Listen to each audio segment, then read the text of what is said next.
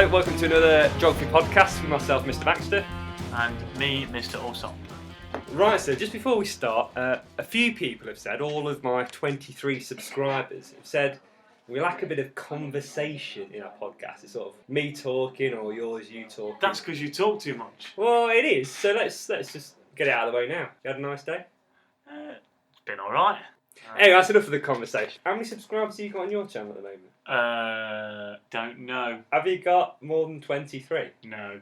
Because I think there should be some sort of competition. I think you've had a bit of a head start on me, though. Well, whose fault's that? Yours. Well, it's definitely yours. So, okay, well, why do we say first one to 50 subscribers has to buy the other one Domino's? No! Deal. Right, okay. Way. Deal, I like it. Not Signed, sealed, delivered. Anyway, that's the conversation done. Okay. You asked for it, you got it. Here we go. Nigeria. This is one of the biggest case studies. I'm going to start with just a few, sort of setting the scene. Give me a few random facts. Yeah, doing the context Nice. of it before we delve deeply into... Today this will be the politics, and then the economy will be the next time. So, we'll start with, I guess I've been recently married. It's quite nice to contrast what it would be like if I was Nigerian during the engagement and marriage. So, what springs to mind when you become married? I wonder if I was Nigerian. So, apparently if you're engaged and your partner no longer wants to marry you, you can sue them for a lot of money. So, if you're engaged, it really means something in Nigeria. Yeah, don't fall out of love. No, otherwise it's going to cost you. Yeah. In some Islamic marriages, once the woman is married, she must never see her family again.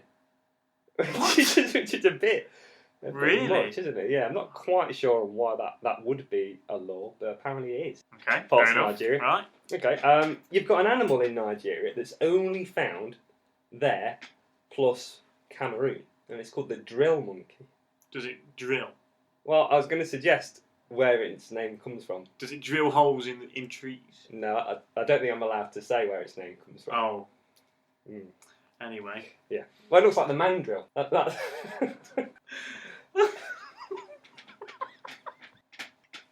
The mandrill? Well, that's a bigger monkey that's more common in Africa. There's a tribe in Nigeria called the Yoruba tribe, and they give birth to more twins than any other group of people in the world. And their claim is due to their diet that mainly consists, or actually solely consists, of eating yams. So, Yum yum. So, no, it's obviously not because I eat yams. well, I don't know. It's genetics. I'll have to ask my parents, because I'm a twin. You are a twin. Yeah, so I wonder if my parents were eating. You'll have to ask him. I'll have to. Alright, we'll cut this short. Last one then. Because this has been in the news recently about Scotland and banning corporal punishment and hitting children. I should quantify your own children. Yeah. Quite illegal. Just hitting Start children. hitting Yeah, any that's children. illegal to just hit children. Yeah. As a punishment. As a punishment, yeah. But it's actually not outlawed in Nigeria. Caning is very, very much used. In schools? Or just in general? Just in general, if you do something that's worth about 6 months in prison, you can avoid that by having up to 12 strokes. Oof. Well, strokes is probably the wrong word. By Lashes. a light rod, a cane, or a bit of birch. And there's a story last year where 3 pupils turned up late to a private school, a fee-paying school, and they got tied to crucifixes and then lashed, which was quite incredible. And the head teacher of the school was quoted, and this was apparently from the Bible: "He who spares his rod hates his son, but he who loves him disciplines him promptly." Right, interesting story. Right, as you noticed, I didn't really say much there. I'm quite speechless. Anyway.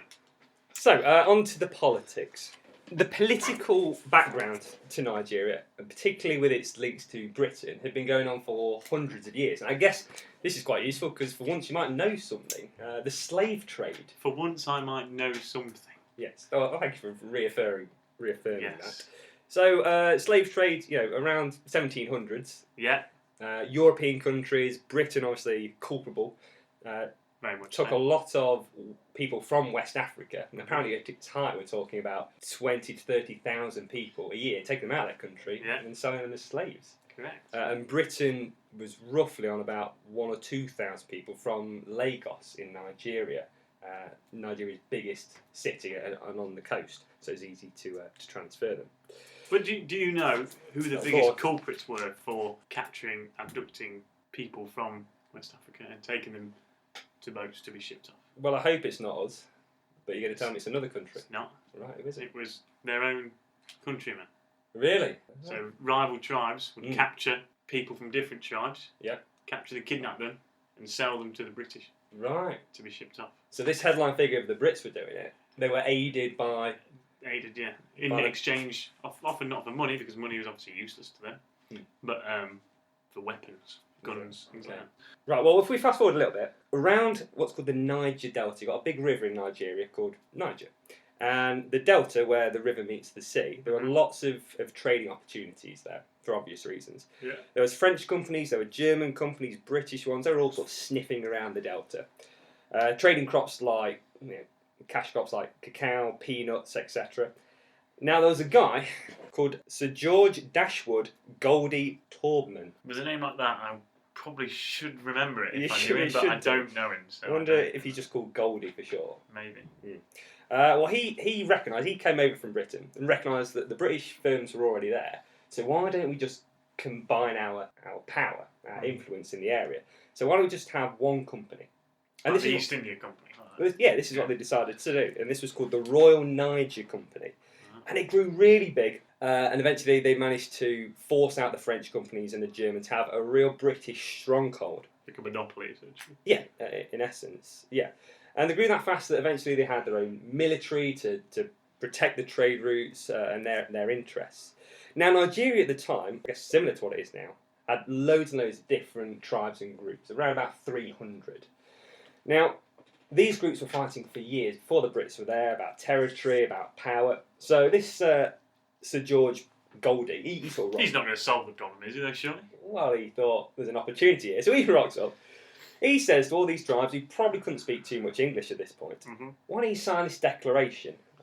You probably can't read, but if you do, we'll help you win the territory with a tribe that might not. And he said that to all of them. He pretty much said it to all of them. And there's actually a quote from one of these. Let's see what you think.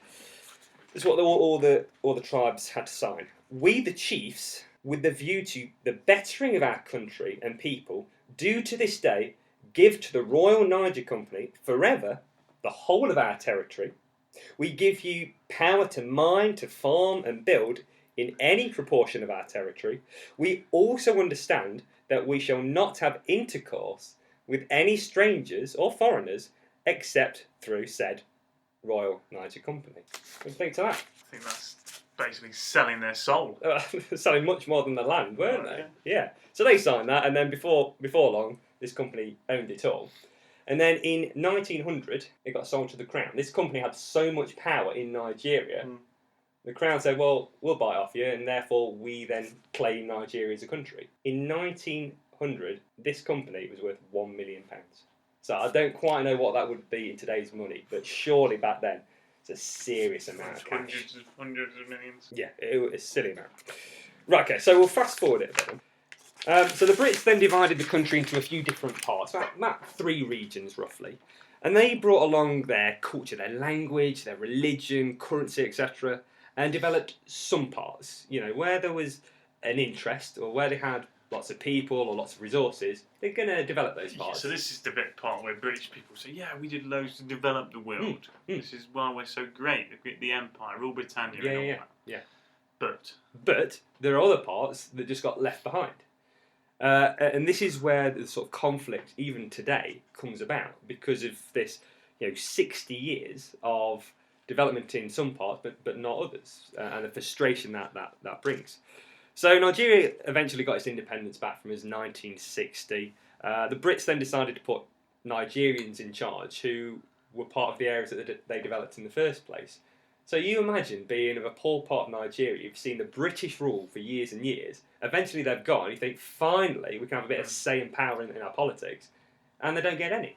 They shove some rich bigwigs in charge who are just going to keep running it as it was. Yeah, well that was the plan. It suits them, essentially. Yeah.